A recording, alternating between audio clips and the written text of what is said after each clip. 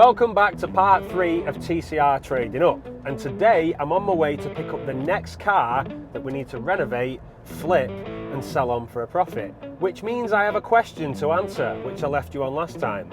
How much did I sell the Ford Focus for? Stick around to find out. If you're new here, I'm Tom Shorrock, and this is my journey of flipping cars, where I hope to trade all the way up to a BMW E46 M3. So the car I've bought is a 2003 Mk2 MAZDA MX5, but it does come with a couple of issues, hence why it's on a trailer and I'm not currently driving it back to the barn. You're probably wondering how much I paid for this Mazda MX5, and I'll get into that when I get back to the barn so I can discuss the issues. But to answer your question of how much did I sell the Ford Focus for, well, I'm going to go rough with the numbers. I'll actually overlay them over the screen with the actual profit margins, but we sold the Ford Focus for £1,600, which I'm absolutely over the moon with, to say the least. I did try to get £2,000 for it. I didn't think I was going to get that in the end, so I reduced the price. And then on the day of the sale, it actually developed a problem. Oh dear. The issue we had where the car wouldn't start, and I thought it was the battery. Turns out it wasn't the battery. It had the dry solder joints in the back of the clocks that everybody had previously mentioned. Which meant on the day of the sale, I had to drive it to a person's house for them to view it. I was honest about it. I said it's developed this issue and I'd feel better if I sorted it before selling it to you. But they were still happy to buy it. And in the end, to fix that issue, it cost me £100. So we only got 1,500 quid for the car, essentially, because I had to spend a further 100 quid on it. But this series is all about me being honest to you guys, and I'd be lying if I didn't tell you. So I pulled the clocks out, I sent them away, and within 3 days they were back and they were working fine, and touch wood, I've not heard anything from the sale. So I left it a bit with a bit of confidence to make sure everything was fine. And once I'd kind of, the worry went away, I ended up buying the Mazda. Let's get back to the barn. We'll have a quick run around the car and hopefully you'll think it's a good choice, because I'm in love already and I think I'm going to struggle to sell this car. With the distant rattle of the trailer behind me, we headed back to the barn, which would allow me to take a look at the car in more detail, and hopefully it's as good as I think it is. Not as sexy as I once was. Don't care about cool, 'cause I'm an old man. Pretty well set in my ways. Don't fall for the latest craze, it's a scam.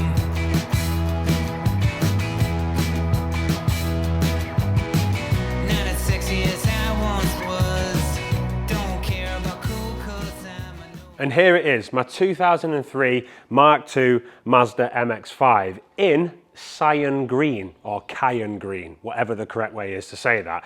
Matt, my mate, who I share this barn with, thinks it's blue, and I'm just going to apologise on his behalf of this place being an absolute tip at the moment, because he's currently decided he wants to build 3 cars at once. But hey ho, God loves a trier, and hopefully I can help him along the way and film a few bits if you want to see that. So let us know. If you want to see Matt's projects, let me know, and hopefully we can document a couple of the builds. That car in the back's going, and all the gears getting transferred into that one, but no spoilers to be seen here. Anyway, the Mazda MX5 Mark II. I have always wanted one of these cars, to the point where I used to fantasize over them when I was 17 years of age with my friend Connor at school. We was looking for a car, and I very nearly bought a Mark I MX5 to stick on the track, where we drove all the way to Widnes to look at buying the car. It had some issues and I was put off. But because I've been messing with minis for the past few years, we fixed the Focus and sold that. I'm not scared of a challenge anymore. So this is the MX5, and I'm about to show you what this car's about. It comes with a heap of mods, which must have cost somebody a fortune. I'm in 2 minds whether to sell them or keep them, but I think I'm going to have some fun with this one. So the first thing that I should point out is this car is incredibly low. It's actually that low you can just about fit a pack of cards under the sills, which I'm not that much of a fan of. It looks fantastic, don't get me wrong, but it is an absolute pain to drive, and that is what has caused all this rust on the arches. We are running stretch tyres on this, but I think what the problem is, because the wheels have been catching the edge of this wheel arch, the rubber's been burning away, it's took the paint away, it's got hot, it's started to blister, they've kept running the car in the rain, and it's ended up with a big blister patch here and pretty much on every single arch around the car. This is the wing with probably the worst amount of rust. Obviously, it has bubbled to hell here. The other one is very similar, but this one's quite bad because it's actually come through. It's not enough rust to actually stab a screwdriver through it, but it's enough blister to wind me up. So what I think I'm going to do as a repair with this is I'm going to grind all that back with a flat disc. I'm going to get it down to bare metal, epoxy primer, skim of filler, rub it down, and then I'll probably spray around here. I was thinking about putting some fat arches on to hide it, but I don't want to bodge stuff. I want to do it right. This rust is 100% been caused by these Nankang NS2 stretch tyres on these huge deep dish rims, which brings me on to say, these wheels to buy today, just for a set of 4, for the rims, no tyres, from Wheelbase are £850. You're probably wondering what I paid for the car. I'll get to that later, but you'll be astonished after I highlight all of these mods. The next problem is something to do with the brakes. There is an ABS light showing on the dashboard.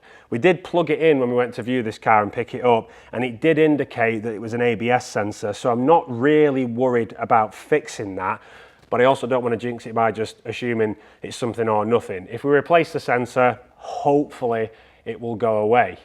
There is more issues, which I'm about to get into, which could potentially cost a little bit of money. If I just pop the bonnet, which is in a rather weird, no, not the bonnet, the boot's in a weird place. So just pop that. I'll show you how clean the engine bay is. I was quite happy and pleased with this. As you can see, the engine bay is rather clean. There is one thing that worries me though, and it's this air intake. I've not looked into it too much, but something tells me it isn't off an MX5. A lot of the induction kits you see have an air box here and the filter stops there, but this one comes back, bends around, goes into a nice bit of carbon which screams cha-ching, but then it comes into this hose that's cable tied on and just basically stops there. So I think we're gonna have to do a bit of investigation into that. The other thing is it has a really weird idle issue. It'll idle fine, 10 seconds, 15 seconds, 2 minutes in, and all of a sudden it'll go buh, buh, buh, buh, buh. And then it'll catch itself, continue running, and then it'll cough again and buh, buh, buh, buh, and die. If there's any MX5 fanatics watching this video and you know what that issue might be, please get in the comments just to save me hours worth of head scratching and pulling my hair out of what's left of it to try and find the problem with this. I should add as well, this MX5 is a 1.6 litre, not a 1.8. I know everybody says the 1.8 is better, but I personally think the 1.6 is better because they're better at being turboed, not that I'm going to turbo it.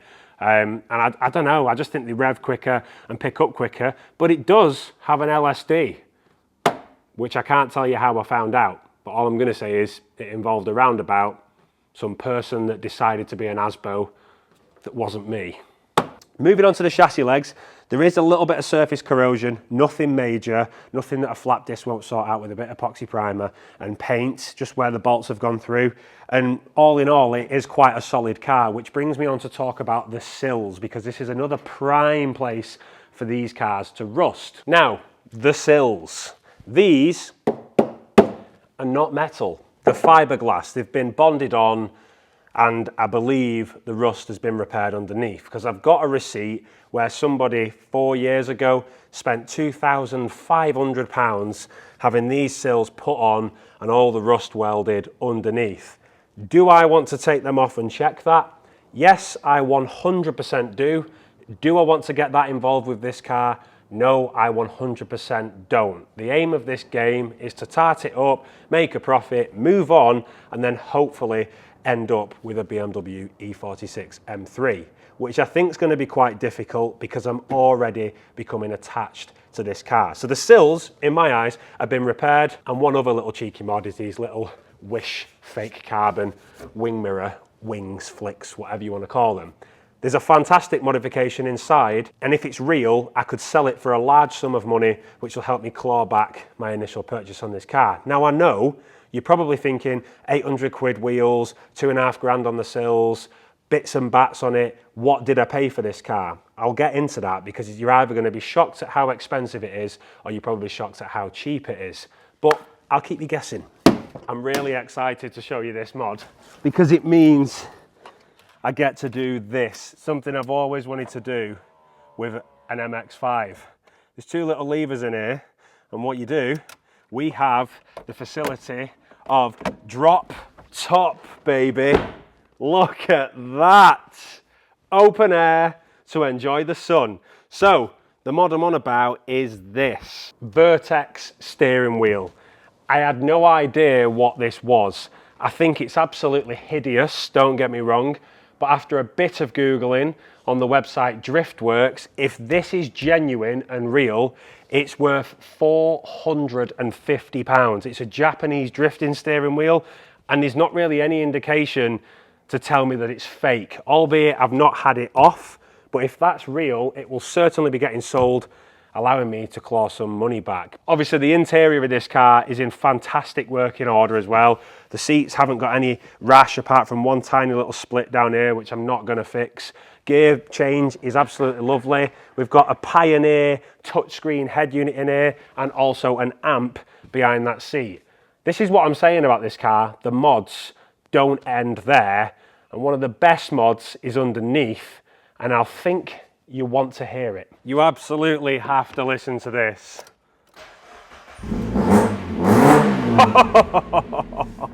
A Cobalt exhaust.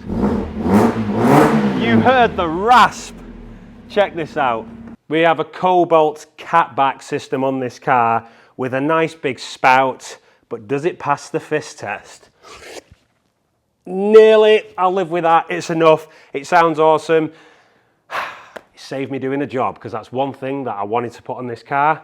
Moving on, we have ducktail. We have this lovely little ducktail spoiler, which probably looked good when it was put on, but at the minute it's not looking its best. It's been rubbed down on the top with a bit of wet and dry and needs painting. I'm in two minds to take it off, but if I take it off, it will cause a lot of damage, so I think I'm going to paint it. But the underneath, I might do cyan green or cayenne green or blue if you're matte underneath, so it blends in with the back of the car with a little carbon wrap on top. I think that will look awesome. I'll show you the boot floor because there's no rust and I'm really proud. This is just where it gets better. A brand new engine sway bar made by Ultra Racing, and it's powder coated in white. I think that's going to look rather saucy in the engine bay. We also have a chrome sway bar that's been fitted in the back. We have the original steering wheel, which I'll probably put back on, but it's mainly for MOT purposes, obviously, to get it through, because this car doesn't have an MOT at the minute. A few other bits, your indicator cancellers, that's probably absolutely not calibrated now because it's just been thrown in the back of the boot. We just pull back the carpet. There you can see the original spare wheel. Some really messy wiring. What's this? GTI, Vapresso GTI mesh coil. This product, nicotine. Oh, it's a vape packet. But look at the floor, it's absolutely clean. Also had a new battery. I've just noticed something that I have always wanted on a car, and that is a pop-up aerial. How do we get this to work? Is there a button? Is there a button? Let's have a look. I actually have no idea how that works. If you want to get in the comments, let me know so I can test out my pop-up aerial. Also, I should mention the reg plate, because if you watch these videos, you'll notice every car, I abbreviate the letters into words, giving this car a name, and this one has the perfect name. VN53JWM. What could I make out of this? There's only 3 words I can make out of this, and that is Japanese whip mate. Such a chav.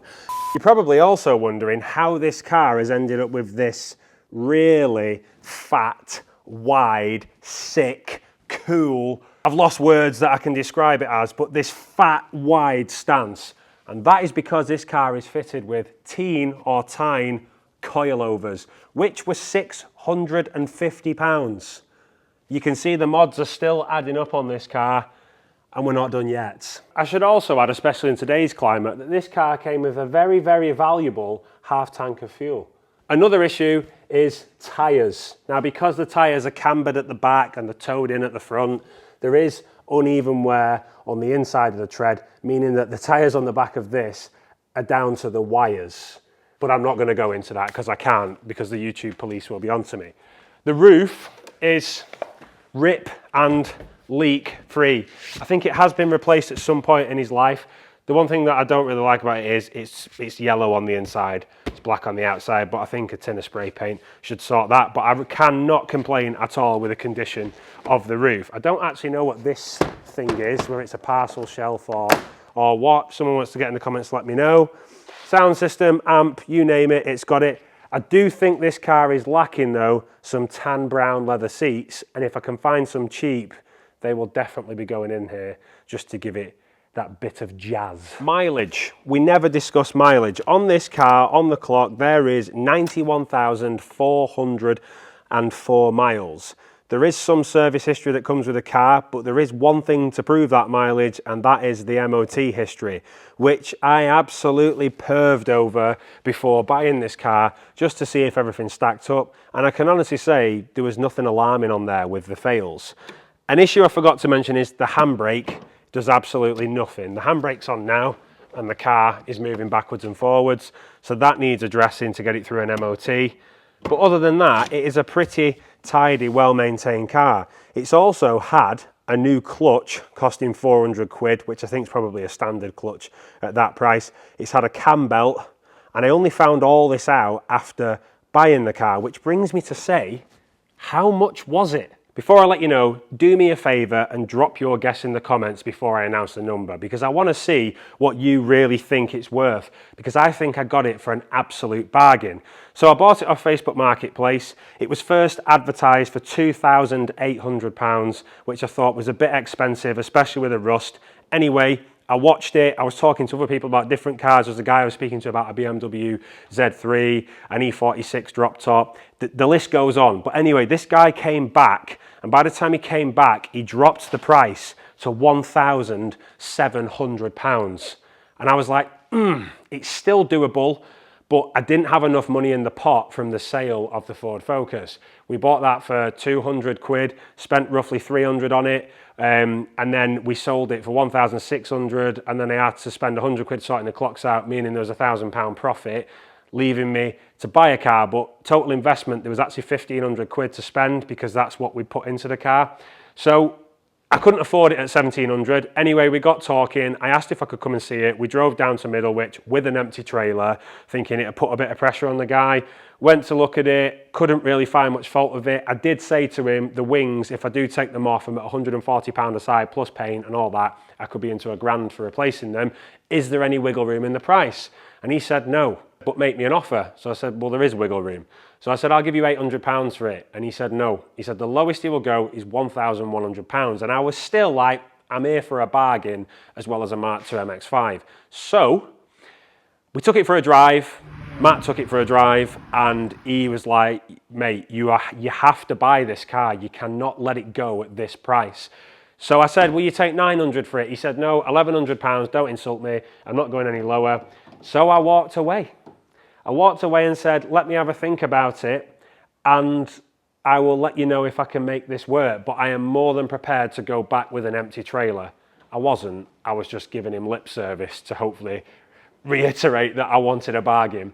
Anyway, he said 1,100 quid. I offered him 9. He said no. And then I come back and I went, what about £1,000? He said no. I shown him the £1,000 in the bank. I went, there you go. You can have this right now, or I'm going back with an empty trailer. And we shook hands, meaning that I got this Mk2 MAZDA MX5 with all these modifications for £1,000. Surely that is the cheapest in the UK for this spec of car. If you add the mods up, the wheels alone, 800 quid, plus the tyres, the coilovers, 650 quid, the clutch, 400 quid, 2.5 grand on the sills, the ducktail spoiler, the sway bar in the back, the £450 Vertex wheel, the Pioneer touchscreen, the amp in there, the new roof.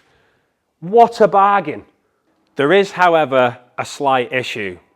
I don't know how I'm going to make a profit on this car if I decide to put all the rust right. I feel like I'm going to end up down a rabbit hole. Is it going to add value on the car?